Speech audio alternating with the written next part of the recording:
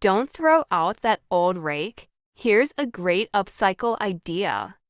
Clean the rake. Ensure your old rake is clean and free from rust. A wire brush can help remove any flaking metal or rust.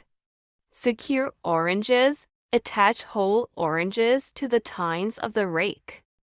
You can either impale the oranges directly onto the tines or use twine or wire to tie them securely. Hang the rake. Choose a spot outdoors where birds frequent.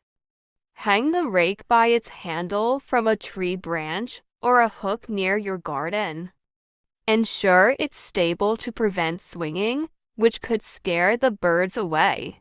Watch and enjoy. Refill with fresh oranges as needed and enjoy watching a variety of birds visit your new feeder.